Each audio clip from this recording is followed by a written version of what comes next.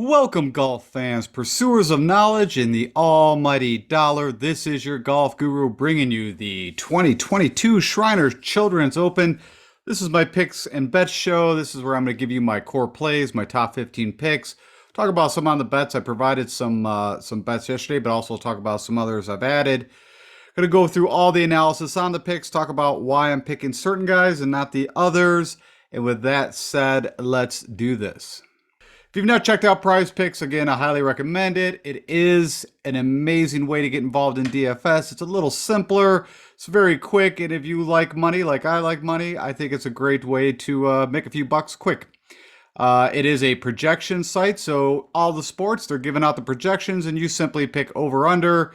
You can pick up to 4 or 5 guys. You can then multiply up to 10 times your money. That's typically the way I go, but you also can just pick 2 guys, maybe double up your money. So go check out Prize Picks, put in my promo code, get your free $100 or whatever it is that you put in. They'll double it up to 100, and I'll be giving out some of my picks tomorrow. All right, and then if you missed my preview show, I do have my comp courses. So this courses I think is a great match, and so as I'm doing my final analysis with my picks, I also plug these in, also give you a view of how these guys done at a lot of these TPC courses, and you'll see that as we go through it. Okay, so with that said, let's jump over to Fantasy National. Let's look at some analysis and see which way I'm heading. So I'm over in Fantasy National, and again, this is where I do a lot of my analysis. Highly recommend it if you are into doing your own kind of research and golf analysis. It's an amazing tool, but I leverage it here, and also, you can learn a bit from me, and then if you ever jump into it, it'd be even easier. Everything I'm going to be talking about is from a Draftkings pricing perspective. This is all about thinking about the GPP, large tournament plays. You could use some of these guys in a cash play or showdown or whatever, but this is focused for putting in for the large game. What I'm going to be looking at here is I've created a small model. So if you saw my preview show, I always create a large model, go over all the skill rankings. Now I take the big hitters that I want to focus on, make a mini model. Also, always looking at birdies gained over the last 12 rounds. And this model information is also off the last 12 rounds. You can see here. You can also see over here recent results and tournament history. And we'll kind of move through that. I'm giving you 15 of my favorite picks, but also talk about why maybe I'm not picking some of these other guys. But again, this is information for you to, of course, use my picks if you like, but also it kind of gives you more information to make your own decisions. I'm going with no filters. The reason why I put no filters is as soon as you click a filter, it's going to pull up older data. So like if I clicked on bent greens, which that's what they are going to be putting on this week, it's going to pull up a lot of older data. And I always, from my personal experience, look at what's going on within the last few tournaments is going to give you the best picture, at least from a predicting side of what these guys should do. Now, anything can happen. It's golf. And so you just don't know. But with that said, let's start. All right, so right off the bat, your most expensive player is Brooks Koepka, which is a little actually interesting. He's had some mixed past results. So cut, second place cut, T4 cut. He looked really good at the Ryder Cup for what we saw. But his past performances, he had the withdrawal. Of course, that was the wrist injury. But nothing too spectacular. I mean, I believe his last win was at the Waste Management, which is a great comparable course. I thought about playing Brooks, but, I've said this last week. Typically, the first guy, the most expensive guy, I always kind of pass on. It just typically doesn't return value unless they literally win or, they got to come pretty close up there, get you a lot of points. And the problem with Brooks is, I've talked about on my show for over a year plus, is what I've seen in just the regular Joe Schmo tournaments that if he doesn't have a good Thursday, then typically he just feels like he kind of checks out and either he'll make the cut or not. But that's my own narrative. That's what I've seen. That's kind of what I think of when I think of Brooks. And also, if you think of this tournament, and I'm using a Brooks theory on here when he talks about how it's easier to win majors. If you think about this tournament, because the course is not as tough, it does kind of open up the field to, maybe not everyone, but, I'd say a large percent have a good shot of, could win this thing. And what he states, and I agree with, is when you go on tougher courses for the Open or the PGA or the US Open, it really kind of takes that field and narrows it down to maybe 40 or 50 guys that can really do well there day after day for 4 days of golf. And for his skill set, he can do that. And I think he also just focuses and prep and all that is different than when he comes into one of these. So again, it's Vegas. I'm guessing he's playing in the CJ Cup, which is next weekend in Vegas. So he's like, hey, I'm here. I'm gonna, play in this. I've had mixed results, and whatever. So you can also see my model rank is not a big fan of him. The two things that I'm mostly focused on is going to be approach, putting. This 125 to 150 has 20% of the shots coming in. I'm also kind of keeping an eye on that. And then, of course, the birdies. Kind of the main three things that kind of just started to sift down this player pool for me. So I'm passing on Brooks. But again, if you're putting together 150 lineups, or I don't know, anything over like 10 lineups, I could definitely see where you'd sprinkle him in. But no, I mean, like I said, my plan is for the large GPP. Somewhere I'll put in between 10 and 25 lineups. It's all dependent on how I feel and how the builds go. But I'm not doing some crazy mass entry. All right, next guy you come to is, of course, Sam Burns, your recent winner at the Sanderson Farms. Note that this is not Bermuda. That's typically where I get excited to play him. But the guy's been playing great. There's nothing you can say. I'm just, for me, there's two things. One is he's coming off a win, and it's not that, I can't even think of the last guy, really, off the top of my head. I can't think of the guy that went back to back. And what I mean by that is, played the weekend before, won the tournament, went right to the next tournament and won that. I'm not saying he can. I'm not saying he can't handle, there's not like his first victory and there's a ton of press and all that. But, I could see some bit of a letdown. But, we'll see. This is the other area, and I actually talked about it funny at the Sanderson Farms, where the one thing that he was working on during some of his, little bit of break between the Tour Championship and the Standard is this proximity to 125 to 150, which again I mentioned typically about 20% of the approach shots here come in. You can see where he's ranked 92nd in the field. So that was the other thing that kind of just put me off. So it's those two, but again, could definitely not fault you for throwing in some Sam Burns. And then Victor Hovland, literally, he was going to be one of my picks. And when you put him against Corey Connors, which is, down here, it's almost like the identical player. And Corey Connors, let me just do this real fast so I can sift through.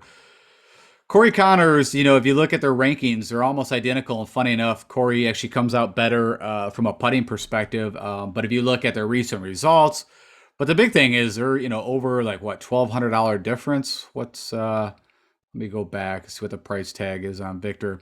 Yeah, so it's almost a $2,000 savings. And from my own personal opinion, they are just a very similar player. They're elite off the tee, elite on approach. It's just whatever happens with the putter. And around the green, I would give it to Victor Hovland that he's a little better around the green than Corey. But from the 125 to 150, where is he at again? You can see he ranks 20th. He's losing a little bit on approach, but off the tee, he's winning. He's winning on the putting, and then birdie or better opportunities, they're almost like tied. So that was my decision there, just to let you know. I'm just going with the cash savings. I'm plugging in for a GPP play. I'd rather do Corey Connors. All right, so the first guy I'm actually landing on is Abraham Ancer. And for multiple reasons, right? He's had impeccable course history here over the last three. I mean, you could make an argument further back, but I would take his last three times playing here, a fourth and a T4. That's pretty amazing. I also really like WGC St. Jude as a comparable. And he just won there and he had a couple T9, so it looked really good at the FedEx playoffs. He's firing on all areas that I want. And funny enough, I think it is, let me see here, was it his approach? Trying to see what was, so around the green was a little slight recently. But let's just go take a look. So you can see bent by far is his best putting surface. Now, he's not gaining like a half stroke against the field, but he does gain on bent versus the field. And if we go plug in, if you want to look just at his stroke gain over the last few events, off the tee, I mean, nothing, we'll say neutral. But his iron's been firing. That's what I'm looking for. And his putter's been solid. And that's, like I said, the kind of the couple things, I think off the tee, because it is wider fairways, it is going to be hotter, thinner air. I'm not so concerned. These guys are going to get their distance. I just need them in the fairway and hitting, close shots and making putts because, you have to go low. All right, so let's just go look at some of the comparables. So I haven't done this with these guys yet, but I already kind of knew the guys that I was playing, but we'll go through this just to see how it works out. So waste management, not so much, but that was a while ago. John Deere at a 27th. All of these are pretty much TPC courses. Look at the Byron Nelson. It's been a while, and that's not really the course. I was looking at TPC Craig Ranch where they recently played. What did he do? So the BMW, I think on, with that Caves Valley, they just played it. And a lot of that is just because of how low they went there. So he had a 9th there. So he could definitely make birdies when he needs. About the 3M. He's never played TPC Twin Cities. So the Northern Trust, not so great. This year he got a 64th and he missed cut. That had been TPC Boston. But again, just if you're interested. And of course, WGC, I just mentioned St. Jude. That's where he won in that playoff against, was it Matsuyama and Burns, I believe, off the top of my head. So I like Abraham Answer. It's everything that I'm looking for. So that'd be the guy that I fall on there. Webb Simpson, again, just, he's just not been Webb-like. Now, again, his game could definitely translate here, but off the tee, he's not long and then he's not hitting the fairway, so that's a big problem. The putting's been not like Webb Simpson typically, but you can see ownership right now looks a little high. Pretty decent course history here, so no issues there. But for 10-2, I just can't pay that for Webb Simpson. Not for what the game I've been seeing. But could prove me wrong. Will Z, I think it's a great fit. It's just all what that putter does. He had, some up and downs with the putter at Sanderson Farms. But, I'm just waiting for him to win, to be honest. I mean, it's coming. You can also see this kind of throws me off a bit, this proximity to 125 to 150 over his last 3 events. He's almost last in the field. Now, it's not dead last, but it is bad. So I don't like that. So for that kind of price, I'm going to pass. And I'm actually going to land on Louis. I think Louis is going to be an interesting play. I think a lot of people are a little bit down on Louis. The price, again, if you've been doing this for a while, you know that, it's hard to pay anything over 10K, but, we used to get Louis Oosthuizen for, around 7,500. He was kind of a, no one, but he just had an amazing 2021 season. Don't forget, he led that season in putting. Even though maybe over the last few rounds you can see it's not showing up there. And we can go click on Louis. Let's just click on. So he has played here. He played here last year. He had a T19. And let's click on Louis and just go look at some information. And like I said, if you look at this is over the life of his career. He's positive on everything, but that doesn't reflect what his putting did. This gives you a better example. So his last 2 rounds, or last 2 tournaments we saw, the putter actually was off, but approach has been solid. And, this is what he did in putting, just gaining crazy strokes over and over and over. So I'm not worried about the putter. I think he was a little burned out by the time he probably got to this stage. He played a crap load of golf this year and impacted. I mean, you could see, July to August. I mean, the guy was, humping quite a bit. And he played the 3M Open, which I think is a great comparable. That wasn't too long ago. And almost won that, came in second. But yeah, just impeccable. And so for the price tag of under 10K for Louis Oosthuizen, because I think it's a little bit of this, but it was the putter. I mean, off the tee, you can see a little bit, but I'm not worried about the off tee with Louis. I look at him as a lot like Abraham Answer. He's not going to crush it, but he's, typically going to keep it in play, and he's pretty deadly with the irons. It's really what that putter does, and I know that putter can get super hot. So that's what I'm pretty much betting on. Let's go look at the waste management. So he had 11th here back in February, a 3rd before that. So that's TPC Scottsdale. The John Deere, that was way long time ago, so we're not going to really worry about that. Let's get the Byron Nelson. That's a while ago too, but an 18th and 11th. So nothing really for there to pull. Let's see, the BMWs, I want to look at the last 2. 38th to 25th. Nothing to write really home about that, but still good that he made the FedEx second playoff. The 3M I mentioned, played it once, got a second place, almost won it, had a chance. What about the Northern Trust? So this would have been TPC Boston. Well, let me think about this now. Hold on. Okay, it was Liberty National, which is good. That's a very good comp course. And so then this would have been, just left me. Hold on, sorry. All right. And that was wrong too. Northern. So I forgot he actually skipped the Northern Trust this year, I think, just to take a breather. So this would have been TPC Boston, and then this would have been Liberty National. So good results on there. But again, it's a little while ago. What did he do at the WGC St. Jude's? They had a 17th. Not bad. Again, but we're looking for at least, for that price tag, we need him to top 10 within a GPP to be relevant. But, I think it's going to be, again, a little contrarian. I'll be curious how many people go to Louis. Next guy, like Scotty Scheffler, right below him. Also, like a Will Z, I think he's on the cusp of winning. I actually like his putter better. I think also kind of a similar play than a Will Z. And again, you're saving some money. And also he can get crazy hot, just get super from a points perspective.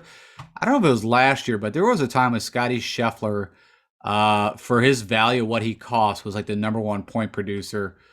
But you can see the putter has not been where we want it. Now, he gained at the U.S. Open, almost 9 strokes. So he had a nice little streak there. And then the putter kind of went a little cold. But we saw what he did at the Ryder Cup. Hoping that brings some confidence over to take down, Jon Rahm, #1 player in the world. So we'll see if that translates. But I just like his game. And funny enough, I like his putter from 10 feet and out better than I do from 5 feet and in. I've seen him miss the 5 foot and in more than he makes, and I've seen him make the longer putts. So, you know what? Sorry about that. I didn't actually put the comparable courses. So you can see over his career so far, short career, but he's negative on all putting surfaces against the field. Again, once that putter activates, that's when he becomes very live. Let's go see. So waste management, the year that Brooks won, he had a 7th. So that's pretty good. John Deere, he did not play in. Byron Nelson, he did. That's nothing to write home about. I kind of remember that. I was expecting him to do well there. Had a 47th. Let's see what he did at the BMW. So a 22nd and a 20th. And again, that's Caves Valley is really the first one that I'm concerned about. What about the 3M? Hasn't played at TPC Twins. What about the Northern? So that would be Liberty National, and then that was TPC Boston. So another TPC course that they had to go super low on. I think that's when DJ shot like a 30 under total. It was something crazy. I think Harris English came in second and shot like 20 something under, and still missed by like 8 strokes or something crazy like that. What else? WGC St. Jude. So that's this year. Again, I think it's a really good comparable course, a 14th. And again, you had to go pretty low. I think that's it for the comparables that I wanted to look at. But I like Scotty. That's going to be one. Hideki, it's a little off the cuff, but just in my brain, just thinking, irons. And if he can just have a decent putting round, I think he could light this course up. Again, he's very streaky. Could be a crazy point producer. He had that T6 at Fortinet, and then this isn't showing, but had that, playoff, as I mentioned, at WGC St. Jude. Let's go look at Hideki so you can get some eyes on that. So, of course, funny enough, Poa, he's actually gained. And then, of course, Bent, he won the Masters on bent grass. I mean, I'm just saying he can have some success with bent. The WGC St. Jude, just trying to remember, that's actually Bermuda at TPC South. I was just curious. But yeah, I mean, if we look overall his body of work, it's funny enough, the Tour Championship, his irons were off quite a bit. But other than that, his last amazing was 9 strokes gain, and that's when I think he shot a 63 on Sunday to make that charge to get in that playoff. Let's go look at the waste management. So you can see at TPC Scottsdale, he's got 2 wins there, a second. And I think that's probably the best comparable course. I like that. Never played the John Deere. How about the Byron Nelson recently? A 39th. Nothing to write home about there. How about the BMW? So that was the recent one, and then this would have been wait a minute, I'm getting this would have been Caves Valley. The other ones I don't think I'm using as a comparable. The Northern's what I wanted to look at. So that's Liberty National. That's TPC of Boston. So, what's this 2018? I'm just curious. Ridgewood. Okay. Nothing that I'm too concerned with. Did I already look at the 3M Open? 2019, he had a 7th there. I already mentioned the WGC St. Jude, where he had the 2nd. So, again, it all comes down to he's an elite, typically tee to green, and it's just whatever the putter does. And I don't know why, I just have a good feeling for Hideki here. So I'm just going to go with that. But you're going to have to make your own decision. The model's not loving him over his, again, this is his last 3 tournaments for the things that I'm looking at. But again, I know his game. Even Harris English, funny enough, someone else that I'm interested in playing. Of course, great putter. This is kind of interesting on how bad over his last 3 tournaments. And you can see his results, are not terrible. It's not like miscut. But for Harris English, and you all see the birdies game, but he's had a T4 here back in 2017, but nothing great. So again, I think it's going to be a little bit of a contrarian play up here at this spot. I think, but you can see on bent, he gains almost a half stroke against the field when he's on bent greens. You can see, the putter's been fine. The approach has been kind of on and off and, off the tee, but, you can also look at, he's had some, pretty stellar, the U.S. Open, the Travelers. He had that 4th at WGC St. Jude. So I'm fine. I like Harris here. It just seems like a place that he could strike and also, look pretty good at the Ryder Cup. So that's really the last time we saw him. All right, let's go look at the waste management. So 3rd would be his best. So he got a 9th, a miscut recently, and a 16th. So that's kind of mixed results there. The John Deere, he hasn't played in a long time, but miscut the last time in 2018. What about the Nelson? So the Byron Nelson at TPC Craig Ranch, he had a 13th. And again, that one, I don't think the course is exact play, but I think it is a TPC course, and it was an easy course, and they need to go low. That is why I'm plugging that in. The BMW recently had a 26th, a 40th before that. And the 3M Open, he had an 18th back in 2020. Let's go look at the Northern Trust. So this would be TPC Boston. He had a 2nd. I mentioned that against DJ. And then a 31st here recently. What did he do at the? And he came in 4th at the WGC St. Jude. So again, I like him. Sunjay, really, to be honest, there's no reason. I guess between the two, I would fall, but I think ownership will go to Sunjay. I'll go with Harris. Kevin Na, I've told you guys this multiple times. Typically he's almost like my Neesmith. I don't typically get him right, but everything tells me, he's won here twice. And when Kevin Na has an opportunity to win and he likes the course and it fits him, he's usually very relevant. He's also been playing really good golf. Now the Fortinet was kind of an off, but before that is 4 tournaments, right? He technically tied John Rahm in the Tour Championship. Actually shot 14 under there. So, was coming off just really good pedigree. You see right here, this is a Fortinet. Didn't do his typical birdies, but again, maybe a little burned out. Also, of course, hometown, Vegas. So, I like that. That's just me. But you can see Bence's best putting surface. I don't know, gains enough to talk about. It's not a half stroke, but it's enough to be relevant. Like I said, you can see all the courses that I like as comparables. He's done pretty well. And let's just go see. So let's go look at waste management.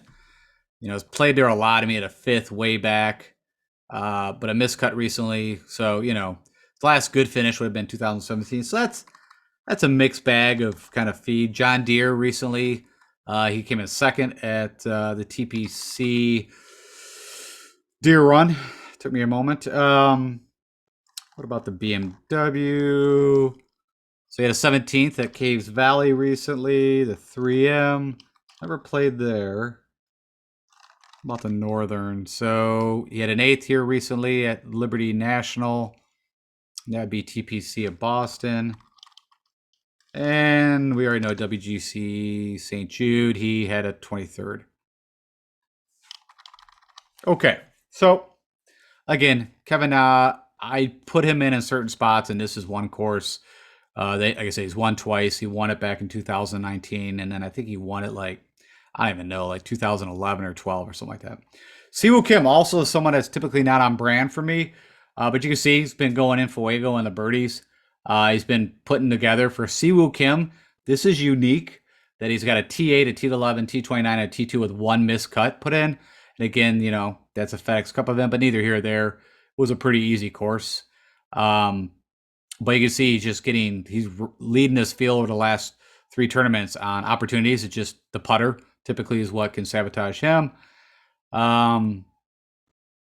Let's go take a look at Siwoo, the putting splits. So, Ben, I guess, would be his best worst surface. So I guess you could take that as a positive. You can see over his last 5 events, he's actually gained with the putter, which is hence why the results, typically you get these kind of swings where lose 8 strokes, gain 2 strokes, that kind of thing. But everything from tee to green over the last 3, you can see he's been firing. Now, the one thing about Siwoo Kim, if you're not used to that brand, it is you never know. Honestly, it is like a box of chocolates. You just never know what you're going to get. But I like him at this course. I think everything makes sense to me that he could do very well here. The price tag, I'm not super excited about. I like more of a $7,500, $8,000 Siwoo Kim. But I guess the recent results, are putting that price tag up. So waste management, funny enough, if you went off that is not a good play. He has not had good success at TPC Scottsdale. John Deere, that's a while ago, but he also has a couple missed cuts there. What did he do at the Nelson? Did he play there? So he had a 55th at Byron Nelson. So I'm making a really good case why not to play Siwoo Kim at this point. The BMW recently had a 29th at Caves Valley, so make that a positive. What about the Northern? Miscut here this year, but had a 39th before that at TPC Boston. And WC St. Jude, he had a 10th in 2018 and 65th. So I might have just talked you out of playing Siwoo Kim, but I'm sticking with him. Which could also be, you can see that the 125 to 150 is not where I want to see it, but everything else is good. So I'm going to jump on it.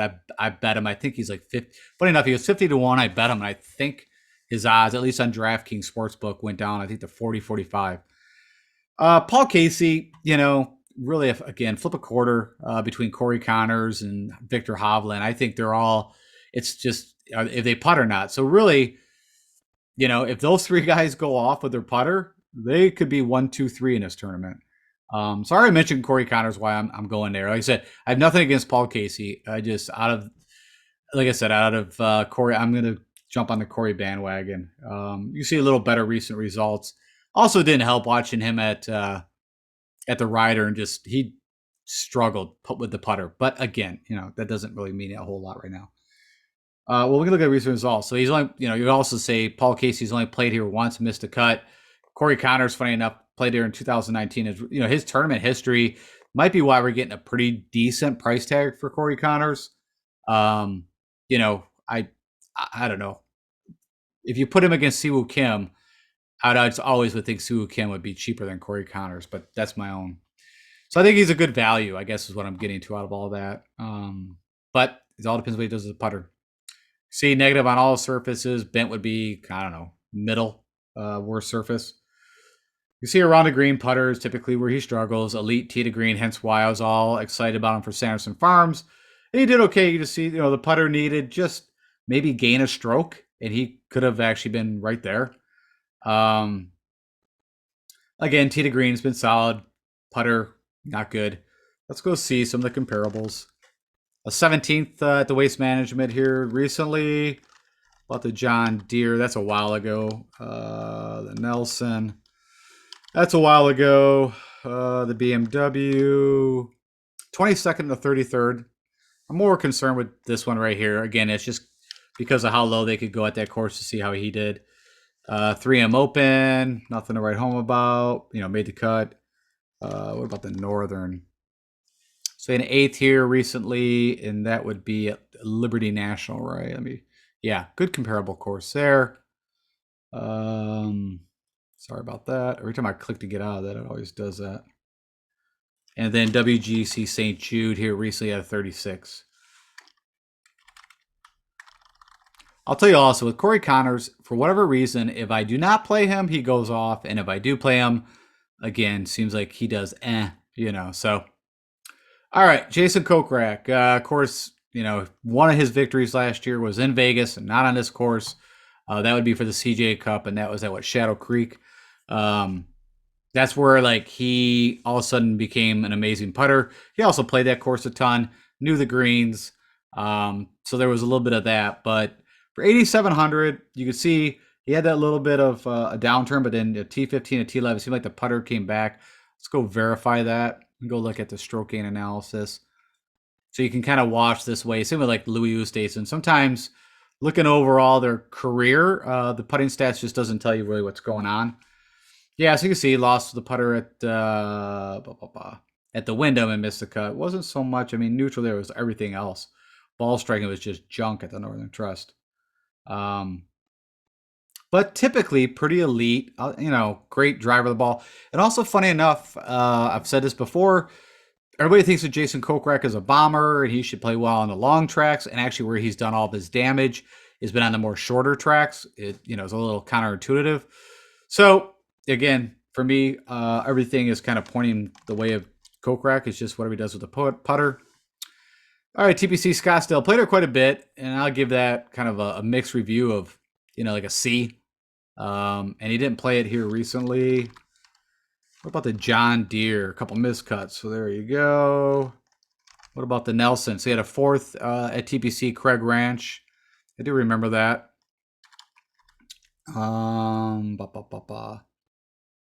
What else? BMW.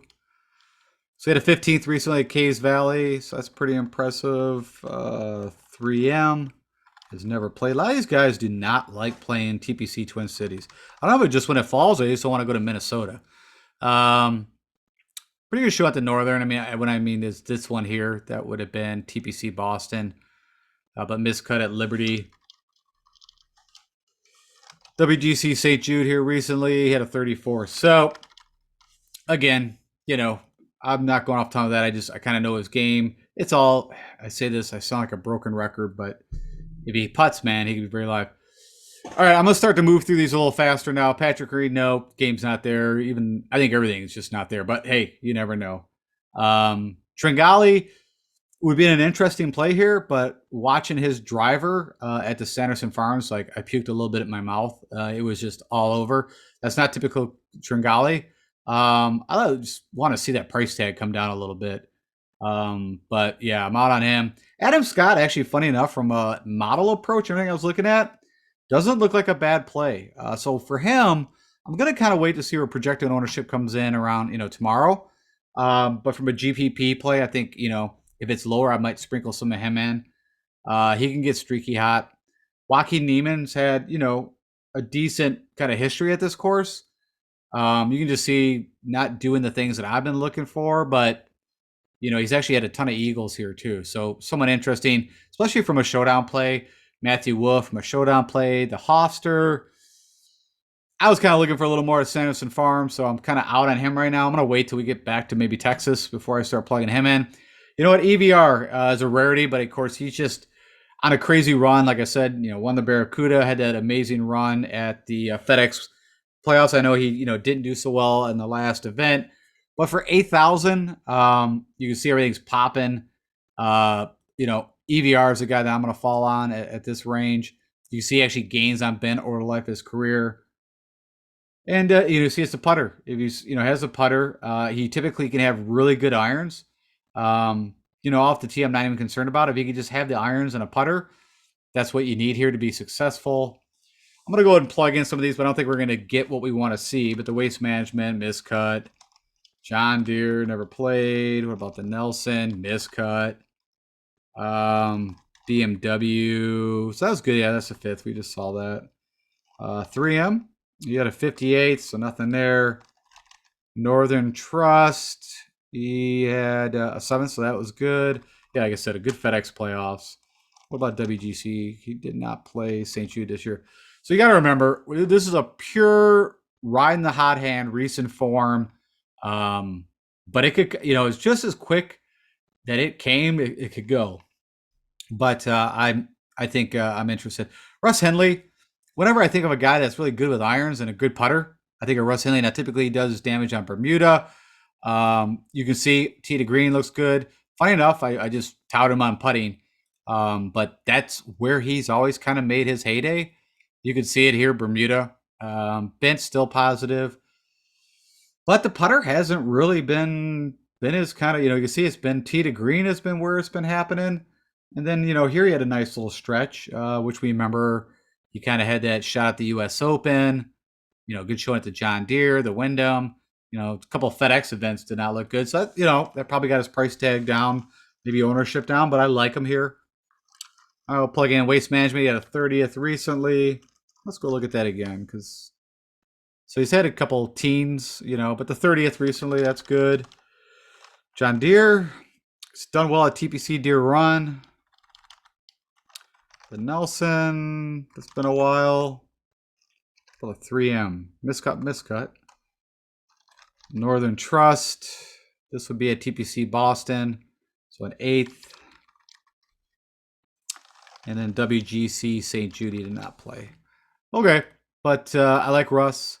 Aaron Wise, thought about him. I really don't, there's no real bad reason. I mean, I guess the approach is not. So when I clicked on, if we go look at Aaron Wise real quick, because I picked him last week, the approach is making me a little nervous. So he's kind of on and off, on and off. Also, of course, the putter is typically the problem, but his putter's been getting a little better. It's just, it's all about the irons with him. So I'm going to skip and go to Mito again for that price tag.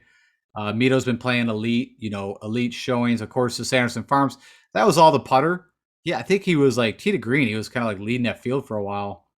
Yeah, you can see, gained 2.2, 6 strokes, lost 5 strokes with the putter. I don't expect that again. I mean, you can see before that, he was gaining.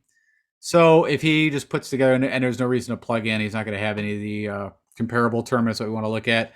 Yeah, so just recent form, and if he just puts decent, I think it's for 7,800. I think it's a value. From my own perspective, I'll see ownerships up there. We're going to skip down. I thought about, McNeely has been kind of, I put a bet on him. I think it was like 60 to 1. I don't know why. It's not California. It's not POA. So I'm not super excited. The Gooch I thought about, but again, does well on POA. And I just always kind of picture Gooch on tougher courses. Brian Harman could be an interesting play. The model's not saying anything. But you can see his history here. It's been pretty good. So, I also even thought about Mark Leishman from an iron putting perspective. The next guy, funny enough, that I'm landing on, and this is due to, I think, no one's going to think about him, is Kevin Kisner. And the reason, of course, is that went out of nowhere at the Wyndham. And it just makes sense. Now, you can see his track record here is kind of so we look at 25th to 56, and it's a while ago, right? It's been a while. But the one thing that Kevin Kisner can typically do is you can see bent is his best putting surface, gains almost a half stroke there, is putt the lights out, and if it clicks, as you see, as anyone, but he doesn't have to gain really off the tee. It's just the irons, and you can see he's kind of been on and off of the irons. I just think it's a sneaky play, and from a GPP perspective, I like it. I just, everything else is kind of not saying anything, but you can also see like the Waste Management, a while back, he's done well there. It just seems like a Kisner course. The John Deere, decent results, but it's been a while. What about the Byron Nelson? It's been a while. What about the BMW recently? Nothing really there. Just running some of these. The Northern, he had a 4th at that crazy shootout at TPC Boston and WGC. So St. Jude, he had that 63rd. So again, I mean, I put a bet. I think he's 100 to 1 on DraftKings. So I put a bet on him, and I like him. I like him as a sneaky kind of play. And again, I do honestly feel like this course is, there's a better field, but this course has shown that it can be pretty random. And again, when I just think of players, I think it's a good fit. I was not on him until I was just kind of doing some further research, and once I saw, what, I'm plugging him in. He's my guy. He's my differentiation pick for you. Patty Perez, local guy, Vegas. Has had a good tournament, pretty decent tournament history here. A 30 T7 at miscut recently. He's had this kind of, either he's, and also a good bet. I did bet him, but I don't know what it was at now. I think it's like 100 to 1. I think it's somewhere around there.